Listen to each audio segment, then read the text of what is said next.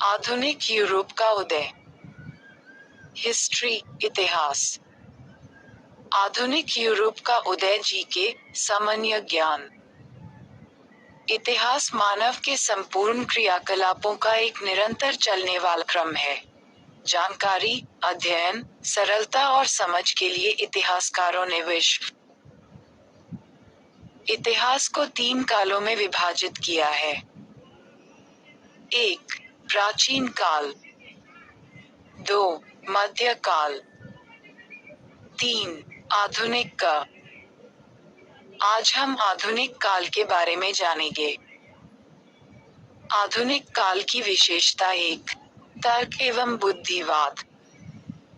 2. मानववाद। 3. नवीन अन्वेषण। यूरोप में जहां 15वीं और 16वीं शताब्दी में आधुनिक काल का उदय हुआ, वहीं भारत में आधुनिक काल का उदय 18वीं शताब्दी में हुआ।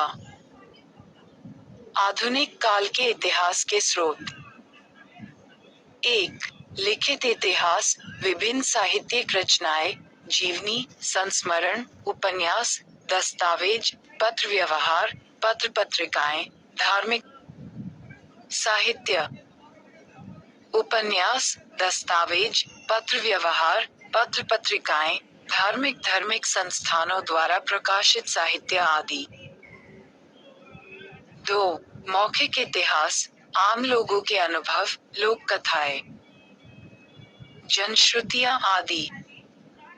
3. आधुनिक संचार साधन, रेडियो, टीवी, फिल्में, photographs, audio video cassette, internet आदि।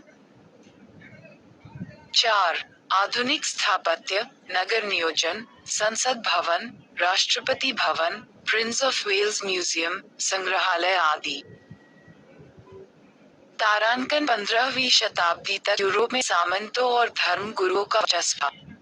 ईसाइयों के सबसे बड़े धर्म गुरु पोप को ईश्वर का प्रतिनिधि तारांकन जाता था। तारांकन 15वीं शताब्दी में यूरोप में वैचारिक क्रांति का उदय हुआ।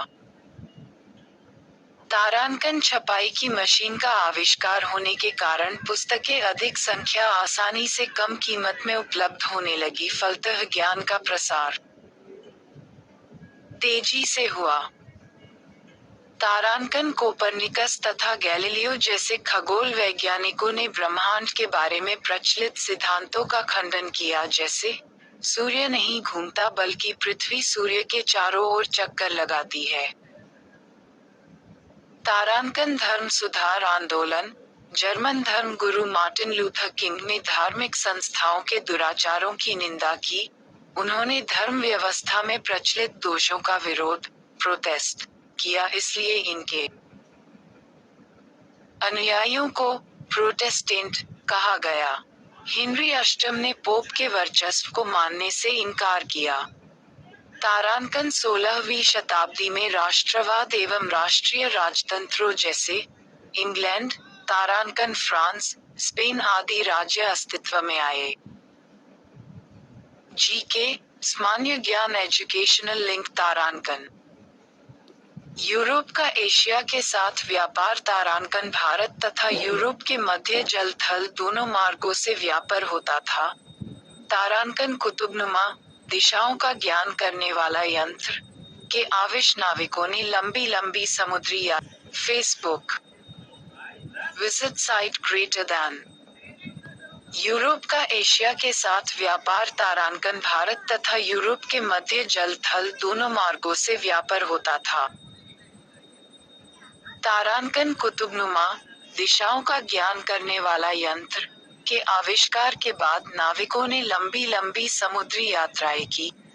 तारांकन भारत की खोज में निकले इटली के नाविक कोलंबस ने यूरोप से अमेरिका पहुंचने वाले समुद्री मार्ग की खोज की। तारांकन पुर्तगाली नाविक वास्को डी गामा ने लंबी यात्रा कर अफ्रीका दक्षिणी छोर से होते हुए 20 मई सन 1498 को भारत के पश्चिमी समुद्र तट पर कॉलीकट, केरल, बंदरगाह तक पहुंचा। तारांकन इस समय व्यापारवाद को बढ़ावा मिला। यूरोप में व्यापार वृद्धि के परिणाम। तारांकन आर्थिक प्रभाव। 1. नए व्यापारिक केंद्रों का उदय हुआ। 2. व्यापार तथा उद्योगों का महत्व बढ़ने लगा। 3. नवीन उद्योगों की स्थापना हुई। तारांकन सामाजिक प्रभाव। 1.